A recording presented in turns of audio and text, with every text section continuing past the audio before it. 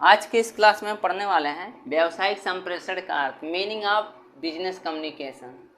ठीक है, व्यावसायिक संप्रेषण क्या होता है कि जब दो या दो से अधिक व्यक्तियों के मत, जो भी सूचनाएं होती हैं, जो भी तथ्य होते हैं, जो भी उनकी बातें होती हैं, उसको साझा करते हैं तो क्या कहलाता है? संप्रेषण कहलाता है, कम्युनिकेशन कहलाता है। संप्रेषण को संचार के नाम से भी जानते हैं, संदेशवाहन के नाम से भी जानते हैं, कम्युनिकेशन के नाम से भी जानते हैं। यदि एग्जाम में पूछे तीनों चारों में से कोई भी पूछे तो आप कंफ्यूज मत होइएगा कि संचार अलग है, संदेशवाहन अलग है या संप्रेषण अलग है। ये सब एक ही होते हैं। ठीक है, तो सिंपल शब्दों में जैसे हम लोग डेली बात करते हैं, एक दूसरे से बात करते हैं, तो क्या कहलाता है? संप्रेषण कहलाता है। ठीक है, अब संप्रेषण करने के लिए दो व्यक्तियों की ज़रूरत पड़ती है। एक संप्रेषण करने के लिए दो व्यक्तियों की ज़रूरत होती है। इसमें दो या दो से अधिक व्यक्ति हो सकते हैं, लेकिन एक व्यक्ति नहीं होना चाहिए। एक व्यक्ति स्वयं संप्रेषण नहीं कर सकता।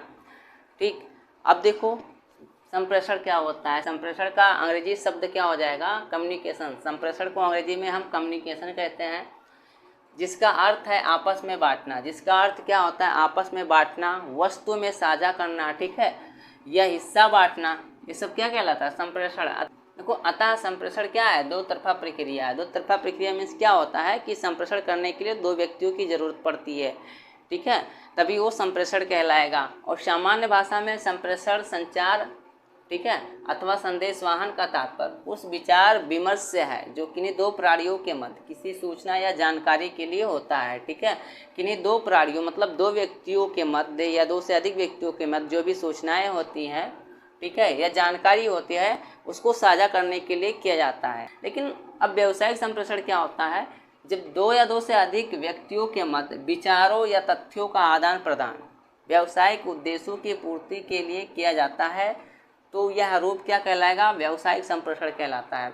मतलब व्यावसायिक संप्रेषण में क्या होता है कि जब दो या दो से अधिक व्यक्तियों के मध्य जो भी सूचनाएं होंगी, जो भी जानकारी होंगी, जो भी तथ्य होंगे, उनका आदान प्रदान व्यावसायिक उद्देश्यों की पूर्ति के लिए किया जाता है। जो भी व्यावसायिक उद्देश्य हैं उसको पूरा करने के लिए किया जाता है, तो ये क्या कहलाएगा? व्यावसायिक संप्रेषण कहलाता है। और ये सिंपल संप्रेषण पढ़ें, लेकिन अब व्यावसायिक उद्देश्यों के बारे में जब सूचनाओं का आदान प्रदान होता है तो बिजनेस कम्युनिकेशन कहलाता है।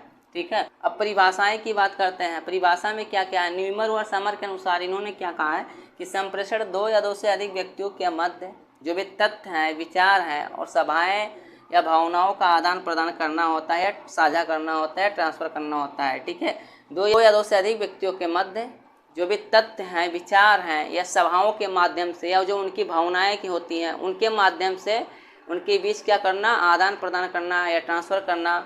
ठीक है, वही क्या कहलाता है? संप्रेषण कहलाता है। कीथ डेविस के अनुसार इन्होंने क्या कहा है कि संप्रेषण एक दूसरे के मध्य सूचना प्रदान करने व समझने की प्रक्रिया है। ठीक है, इन्होंने क्या कहा है?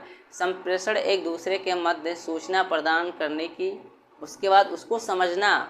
ये नहीं कि हम आपसे कुछ कह दिया, आप इधर चले गए उधर चले गए, मेरी बात को सुने नहीं, तो संप्रेषण नहीं कहलाएगा। हम आपसे कुछ कह रहे हैं तो आप उस बात को सुनिए और उसका जवाब दीजिए, तभी वो संप्रेषण पूरा माना जाएगा।